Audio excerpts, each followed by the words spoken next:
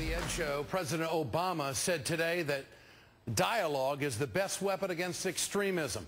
How did his 6,000 words in Cairo play on Capitol Hill? And will Congress line up behind the president's view on the limits of American power? Joining me now is Senator Evan Bayh of Indiana, member of the Intelligence Committee and also on the Armed Services Committee. Senator, good to have you on with us tonight.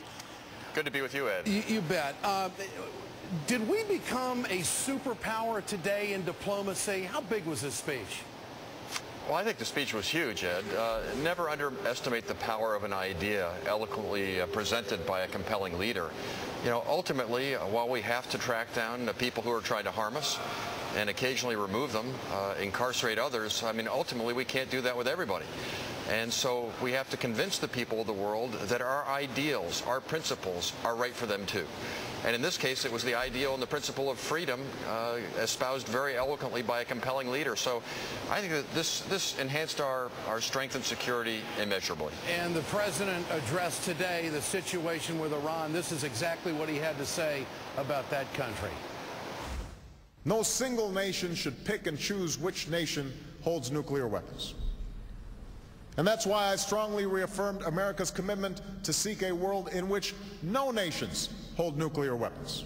And any nation, including Iran, should have the right to access peaceful nuclear power if it complies with its responsibilities under the Nuclear Non-Proliferation Treaty. Senator Bayh, after this speech today, do you think Democrats are going to line up behind the president when he starts talking about direct talks with the Iranians? I don't think there will be any objection to direct talks, Ed, as long as they're realistic talks. And that means having a deadline so the Iranians just can't kind of slow walk us to the point where they're having a nuclear test the way the North Koreans did the other day. And also having some real consequences if they don't come to the bargaining table and aren't willing to compromise. So talks, yes, but you got to be realistic about it. And I personally am rather skeptical about whether the Iranians will eventually agree to have only a civilian nuclear program and forego their quest for nuclear weapons. What should be the president's next move in dealing with the Iranians after this speech today? I think you got to tell them, look, there's a window of time here with a deadline for us to try and work this out. We want to meet you halfway. You can have access to a civilian nuclear program. The Russians are willing to work with us on that for you, as he indicated in his speech. But if by the deadline you're unwilling to go there, then there will be real consequences. And Ed, I would start with their importation of refined petroleum products and gasoline. That is Iran's Achilles heel. And they are hurting right now because the price of oil, although up recently, has been far below what it was, and that might be the kind of thing that would get them to make some serious concessions and not just talk about it and try and slow walk us until this has become a fact. Another big issue in that part of the world is Guantanamo Bay. The president made it very clear today. Here he is. We're going to shut it down and we're not going to torture.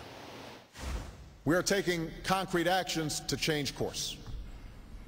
I have unequivocally prohibited the use of torture by the United States. And I have ordered the prison at Guantanamo Bay closed by early next year. What do you think, Senator? The right move?